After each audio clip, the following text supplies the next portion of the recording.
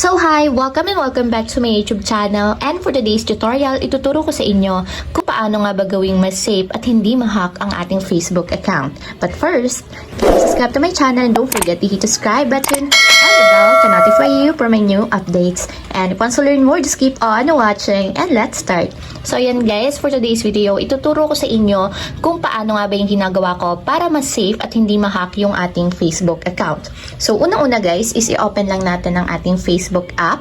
So make sure guys na updated yung ating application para may mga bagong features tayo na makikita dito sa ating Facebook. So mula dito sa homepage guys, itap nyo lang yung 3 horizontal lines na nandito sa may upper right corner or yung menu ng ating Facebook.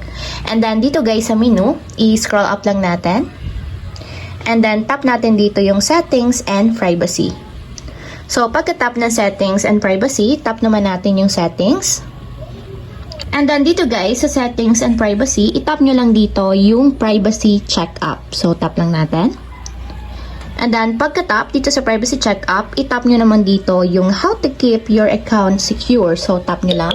And after yan guys, ganito na yung lalabas. So ito yung tatlong topic na dapat aware kayo at alam ninyo to make sure na hindi ma-hack ang ating account ng basta-basta. So yung pag-uusapan natin is about sa password, two-factor authentication, and then yung login alerts. So tap na natin guys yung continue para ma-explain ko sa inyo ano ba yung dapat natin gawin para mas secure ang ating Facebook account. So unang-una guys is sa password. So make sure na yung ating password is hindi madaling mahulaan. So wag na wag kayo maglalagay guys ng password na related sa birthday ninyo, sa phone number ninyo, or sa birthday ng kahit sino sa kamag-anak ninyo. Mas maganda guys kung mix siya ng letters and numbers na mayroong upper and lower case. So yung upper and lower case is yung small and capital letters. So dapat may ganon sa password ninyo para mas safe. And dapat guys, tatandaan nyo din yung password ninyo. So kung hindi strong or weak yung password ninyo, palitan nyo na agad siya guys para hindi siya madaling mahulaan ng kahit sino. So okay na tayo sa password. So and next na natin. So yung pangalawa nating step na dapat alam natin is yung two-factor authentication. So yung two-factor authentication guys is kada login natin sa ibang device or kada login ng ating account sa application is magno-notif sa mobile number na in-register natin sa ating Facebook. So nakalagay doon yung OTP number or yung OTP code na ilalagay natin kapag magla-login tayo ng Facebook account.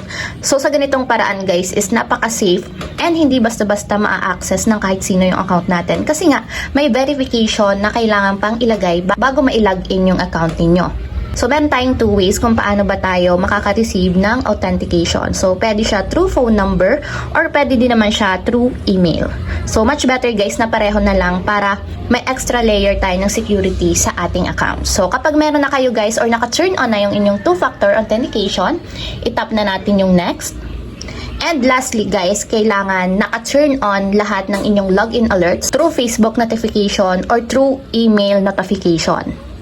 So, ang login alerts guys is once na may mag-a-access ng ating Facebook account is manonotif agad yung ating phone or yung ating pinakang main Facebook account may nagla-login or may nag-a-access ng ating account. So, dun pa lang guys, makikita nyo na may nagtatry mang-hack ng ating account. So, kapag ganun guys, na alam nyo may gustong mag-access ng inyong account, palitan nyo na agad yung inyong password and i-log out nyo yung account na yon sa inyong pinakang Facebook account. So, madali lang naman siya guys i-log out. Pumunta lang kayo sa settings and dun nyo makikita yung mga devices na ginagamit yung account niyo. So, pag may nakita kayong devices, hindi kayo familiar, i-log out nyo na agad siya guys kasi possible na na-access siya ng ibang device or ng ibang tao nang hindi nyo alam. So, importante talaga guys na naka-turn on yung inyong login alerts kasi mana-notify kayo once na may nagla-login or may gustong mag-access ng inyong account. So, ayan, tap na natin guys yung next.